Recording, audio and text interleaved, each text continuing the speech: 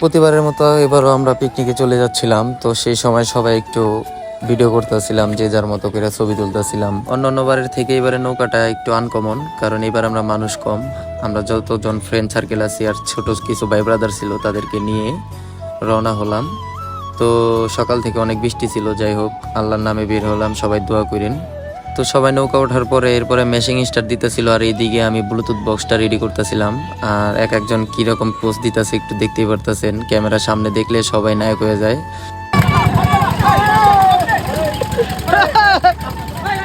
এখানে একটা বিয়ের অনুষ্ঠান দেখা দেখেন সাদাত কি বলে।